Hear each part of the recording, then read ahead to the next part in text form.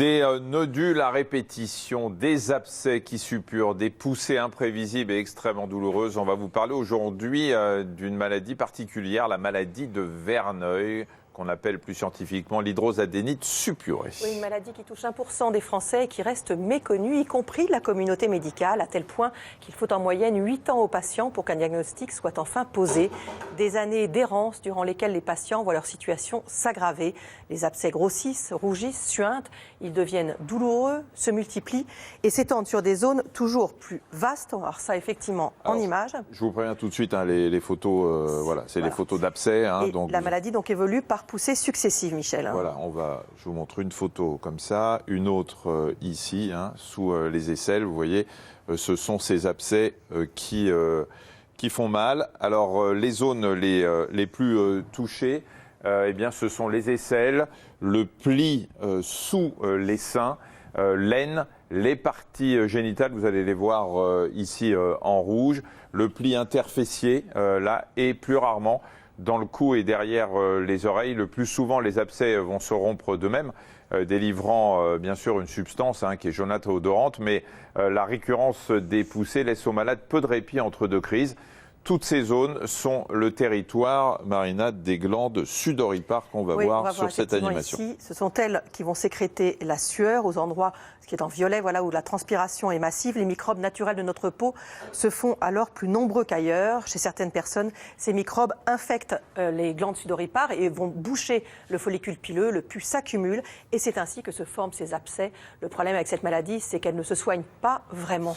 Oui, alors l'utilisation d'antiseptiques localement, ça permet de traiter les crises, mais pas d'en guérir. Les antibiotiques atténuent les poussées, mais ne traitent pas la maladie sur le fond. Le seul recours, c'est la chirurgie. Alors attention, on va vous montrer des images qui sont particulièrement difficiles, mais elles permettent de mieux comprendre ce qui se passe. Voilà, l'intervention va permettre de retirer toute la zone infectée, ce qui signifie de creuser très profondément pour venir à bout de l'abcès.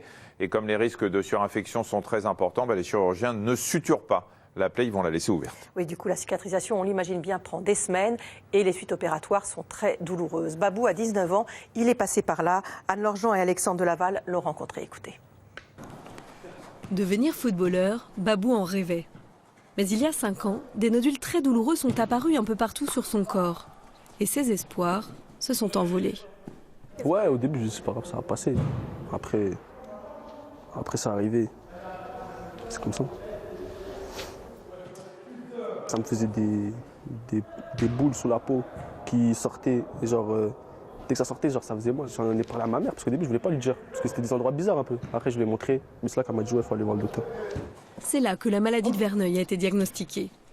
Avec les années, les poussées se sont multipliées. Aujourd'hui, Babou a 19 ans, une cinquantaine d'opérations à son actif et autant de cicatrices. Au début, ils nous montraient comment j'ai de l'acide poussé, comment ça sort de sa peau. Ça, c'était vraiment impressionnant à voir. Et après, ils nous montraient aussi ces trous, parce que comme si, en gros, on était dans un volcan, et en fait, il y a un trou, et on voit ce qui sort en fait du trou. Ça fait plein de petits... C'est vraiment impressionnant à voir. Pour se soigner, le jeune homme a tout testé. Antiseptiques, antibiothérapie, traitements expérimentaux. Rien n'est jamais parvenu à enrayer sa maladie. Au bout d'un moment, il y a une opération, parce que le traitement ne fait pas effet. On réessaye un autre traitement, 2 opérations, 3 opérations, parce que la seule chose, au bout d'un moment, qui peut le soulager, c'est les opérations. L'incision et le drainage des abcès apaisent immédiatement. Mais après chaque intervention chirurgicale, la convalescence est longue, les pansements quotidiens et douloureux. Au quotidien, ce qui est le plus dur, c'est les soins. Après chaque opération, c'est parti pour, par exemple, 1 mois et demi, 2 mois de soins. Il ne se plaint jamais. Jamais je l'entendrai. Des fois, il dit qu'il en a marre, mais les opérations maintenant sont de plus en plus lourdes. C'est des plaies ouvertes qui font très très très mal, même s'il lui dit non, ça va. Mais les 2 jours ou 3 jours qui suivent l'intervention, c'est vraiment très difficile. Babou serre les dents. Il ne veut pas que la maladie prenne le pas sur sa vie. Elle ne l'a pas empêché de passer son bac, mais elle le freine déjà dans ses études supérieures. En fait, j'ai arrêté l'école octobre-novembre. J'ai arrêté parce que je me suis fait opérer, comme j'ai dit, 4 fois en 1 mois et demi. Et ça fait que j'allais plus à l'école. J'allais plus à l'école. Enfin, je voyais plus trop de monde. Parce que j'étais souvent à la maison, j'avais mal, tout ça. Ces opérations, ça va 5 minutes un petit peu. Quand on opère tout le temps, Quand tu es tout le temps bloqué, non, c'est chiant un peu. Enfin, beaucoup même. Le jeune homme reste patient. La recherche avance et il en est sûr, on trouvera un jour un traitement pour vaincre sa maladie. Vous l'avez compris, on ne guérit pas aujourd'hui de cette maladie, mais il y a du nouveau. Les médecins se sont rendus compte que certains traitements utilisés pour soigner d'autres maladies auto-immunes, comme le psoriasis ou la maladie de Crohn, avaient des effets sur le verneuil sans que l'on comprenne vraiment pourquoi. Et c'est ce qu'on appelle les biothérapies. Et pour en parler, on va recevoir le médecin principal, Anne-Claire, qui est dermatologue à l'hôpital d'instruction des armées Bégin à Saint-Mandé. Bonjour. Bonjour. Vous faites partie du réseau Verneuil qui regroupe les praticiens spécialistes de cette maladie. Vous connaissez bien évidemment ces biothérapies. On va voir de quoi il retourne après, avec un reportage et on en parle juste après. C'est un stylo qui est pré-rempli. Il faut bien aseptiser la zone qui va être piquée. J'ai plus qu'à piquer là où j'ai aseptisé en pinçant bien la peau. J'appuie. Voilà, vous avez entendu la seringue qui se plantait. Et j'ai une petite fenêtre qui indique que mon liquide, que ma molécule est bien rentrée dans ma peau.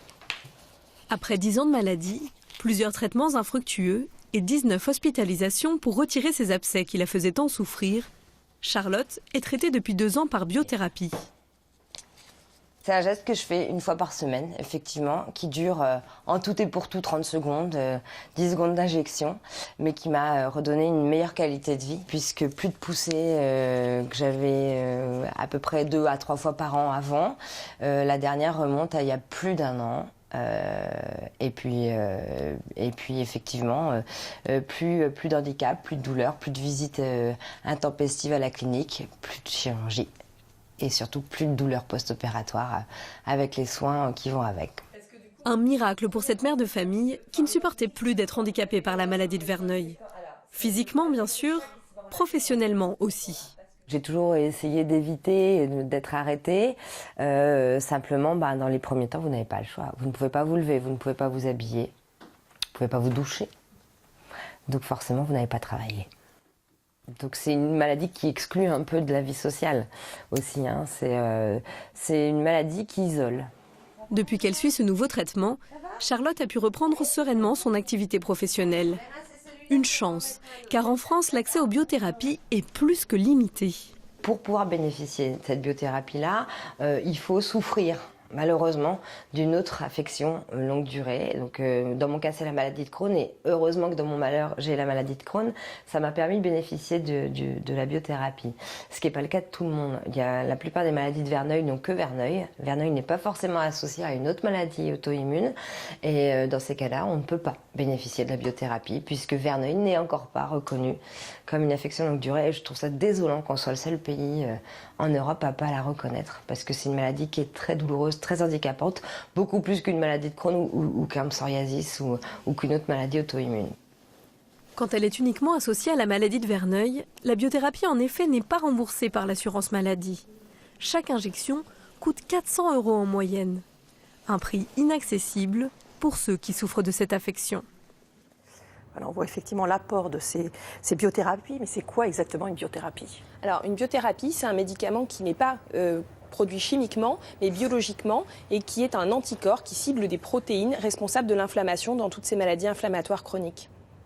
Alors, comment expliquer que ces biothérapies qu'on a données pour la maladie de Crohn, qui est donc une maladie digestive, ou le psoriasis, une maladie de peau, ça marche aussi sur la maladie de Verneuil ? En fait, la maladie de Verneuil n'est pas encore complètement comprise, mais malgré tout, il y a certaines protéines de l'inflammation, en particulier une qu'on appelle le TNF, qui a été retrouvée à des taux élevés au niveau des lésions de maladie de Verneuil, et ce qui est un facteur commun aux autres maladies inflammatoires. Et c'est probablement pour ça que certains patients peuvent bénéficier avec efficacité d'un traitement de ce type. Alors, ce n'est pas le traitement miracle pour tous les patients. Non, malheureusement, ce n'est pas un traitement miracle parce que malgré tout, il y a des patients qui peuvent ne pas répondre au traitement et malgré tout, ça reste le seul médicament qui a eu un développement pour cette maladie et qui aujourd'hui a une AMM européenne dans cette indication. Si on laisse de côté le problème financier qu'on a évoqué dans le reportage, tous les malades atteints de Verneuil pourraient bénéficier de ce traitement, que ça fonctionne ou que ça ne fonctionne pas chez eux, mais tous devraient pouvoir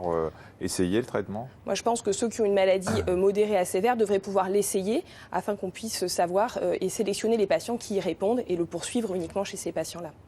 Et c'est quoi les autres pistes de recherche sur cette maladie? Alors aujourd'hui, il y a des pistes de recherche principalement sur d'autres biothérapies, c'est-à-dire médicaments qui ciblent des protéines inflammatoires, d'autres types.